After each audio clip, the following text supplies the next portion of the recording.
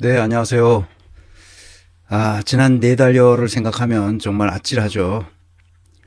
그 피청구인 대통령 윤석열을 파면한다. 이 선언을 듣기 위해서 굉장히 많은 사람들이 노력했고요. 그래서 이제 이렇게 기쁜 결과를 만들어냈습니다.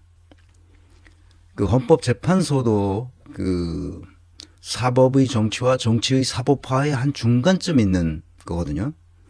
그래서 국민이 진정으로 원하는 게 뭔지를 안 했다가는 헌법재판소도 큰일 난다는 것을 스스로 알았을 겁니다. 그래서 오늘날과 같은 기쁜 소식이 우리나라 전체에 퍼지게 되었다는 점, 그것이 전 세계에도 퍼지게 되어서 한국의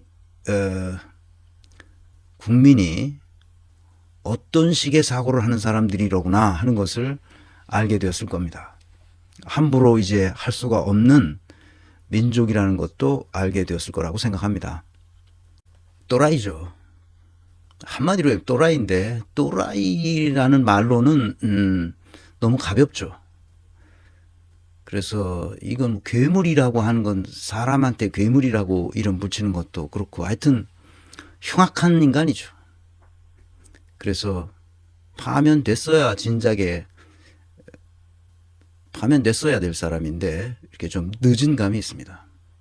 그렇지만 천만다행히 파면되었기 때문에 우리가 이제 새로 시작하는 마음으로 우리는 무엇을 어떻게 해야 되는지는 다음 시간서부터 계속 해 나가겠습니다. 진작에 이걸 하려고 제가 강의를 시작했는데 그동안 못하고 있었던 거죠. 이 피청구인 대통령 윤석열을 파면한다는 이 얘기를 듣기 위해서 그동안 노력했던 많은 시민들의 노고가 이렇게 결실을 맺었다 이렇게 볼 수 있습니다. 자, 제가 후원하는 민중의 소리 이완배 기자가 있는 것이죠. 계몽, 망상 그리고 헤어질 결심. 헌재가 윤석열과 헤어지려고 해서 내가 그렇게 나쁩니까? 그랬더니 헌법재판관들은 국민이 그렇게 만만합니까? 이렇게 대답하죠.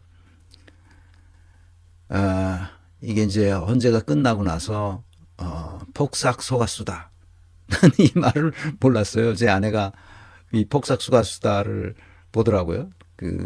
그래서 폭삭 속았수다 누가 누구를 속였나?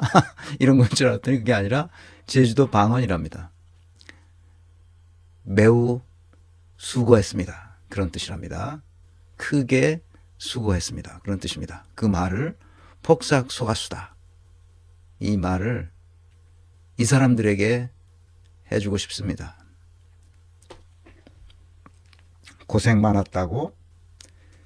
자, 이 재판관 이름 한 사람 한 사람을 불러줍시다.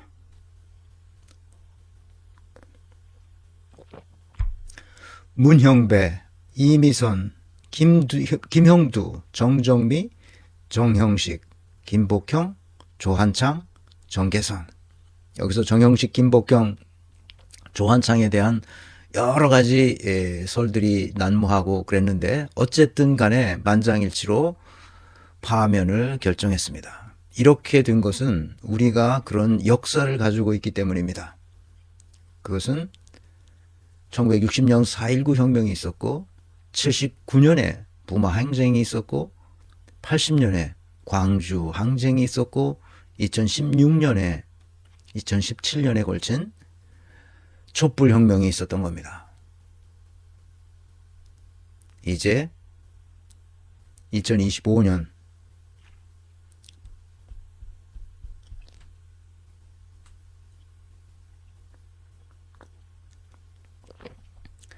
빛의 혁명이 있었던 거죠.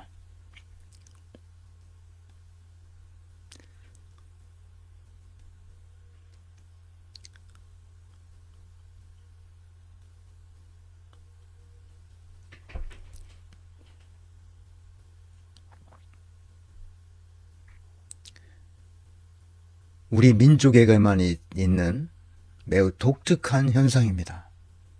거리는 점점 깨끗해지고 사람들은 점점 모여들어서 우리가 원하는 게 뭐라는 것을 말하게 됐죠. 감동적이었습니다.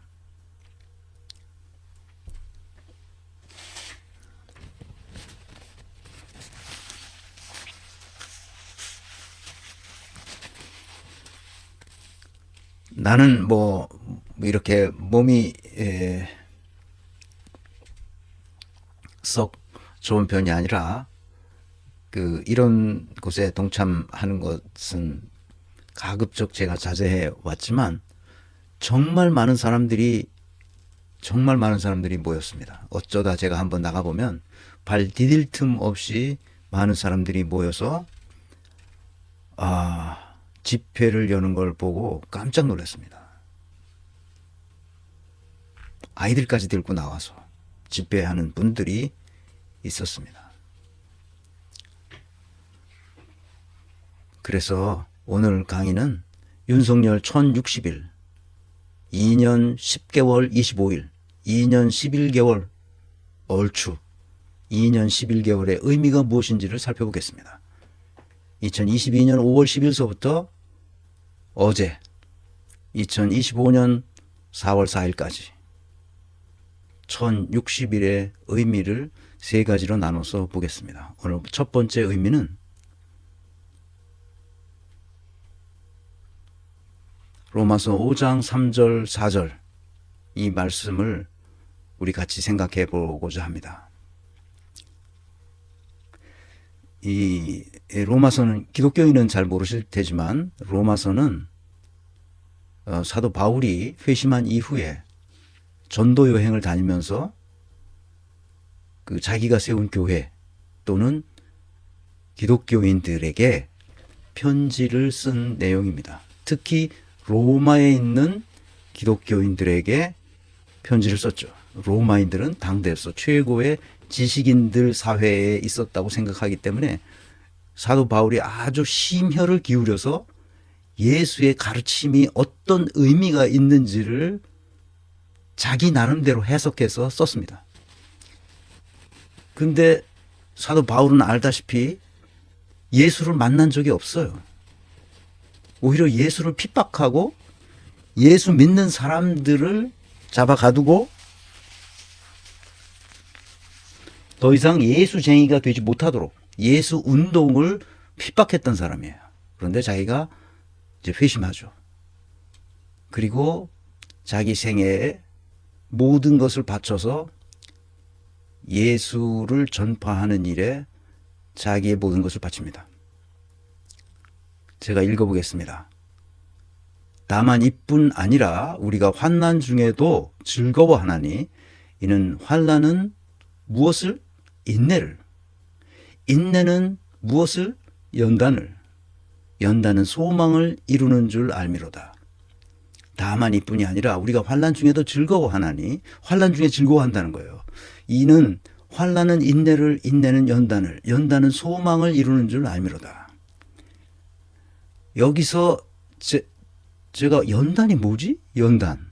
그래서 연단을 노란 폰트로 썼습니다. 연단이 뭐야? 환난은 무슨 말인지 알겠고 인내도 알겠는데 인내는 연단은 소망을 이루는 줄 알미로라.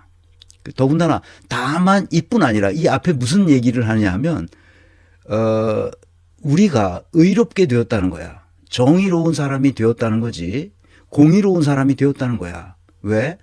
예수의 가르침을 실제로 실천하는 사람들이 이 세상을 공의롭게 의롭게 살아갈 수 있게 됐고 그 결과 의롭게 살아감으로써 그 결과 하나님과 화평을 누리고 은혜 안에 들어가게 되었고 장차 누릴 영광을 소망하게 되었다고 얘기하면서 다만 이뿐 아니라 이렇게 나옵니다. 다만 이뿐 아니라 이것뿐 아니다 이거야. 장차 누릴 영광을 소망하게 되었다. 우리가 영광을 얻게 되었는데 그것뿐만 아니라 우리가 환난 중에도 즐거워한다. 고난을 받는 중에도 즐거워하나니 이는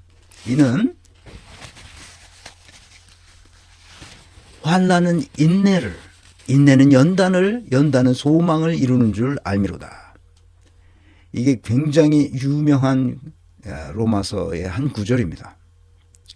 연단이 뭔지를 몰라서 제가 무슨 히브리어를 알겠어요, 헬라어를 알겠어요, 히브리어를 알겠어요, 라틴어를 알겠어요. 모르잖아. 번역된 것만 보고 이제 가끔 영어 성경을 펴놓고 봅니다. 영어 성경엔 이렇게 번역되어 있습니다. 캐릭터. 인내는 캐릭터는 소망을 이루는 줄 알미로라. 이렇게 된 거야. 아니, 영어의 캐릭터는 그냥 우리가 저 사람 캐릭터가 왜 저래? 이렇게 얘기하는 그 수준밖에 제가 영어를 모르니까 그래서 독일어를 찾아봤습니다. 독일어는 어떻게 됐냐? 베베룽 이렇게 했습니다. 연단이라는 게 베베룽이죠. 나중에 그래서 알게 된 게 바로 이 캐릭터라는 단어입니다. 캐릭터는 베베룽이 훨씬 더 애초에 신약 성서에서 바울이 썼던 것과 같은 의미라는 걸 알았어요. 캐릭터도 그런 의미라는 것도 나중에 알게 됐습니다. 고난이 만든 깊이이자 캐릭터라는 것은 연단의 열매를 같이 포함하고 있다는 거죠. 어떤 캐릭터는 어떤 인증을 받아야 되는 그런 시험을 거쳐서 얻게 되는 그것을 캐릭터라고 한답니다. 그래서 영어에서 얘도 그렇고 독일어에서는 완벽하게 집행유예라는 뜻도 가지고 있습니다. 베베룽이 베베아트 그럼 집행유예가 됐다. 벌을 받아야 되는데 벌을 안 받고 그것을 집행유예 해주는 겁니다. 3년 징역형인데 5년 집행유예 이렇게 하잖아요. 그게 바로 베베룽이에요. 그러니까 그 사람이 초범이고 그 사람이 실수를 해서 그런 짓을 저질렀을 수가 있다. 그러니까 이 사람은 꼭 형을 살지 않나도 되겠다 하고 재판관이 그렇게 해주는 거. 그것을 베베아트 또는 베베룽 명사죠.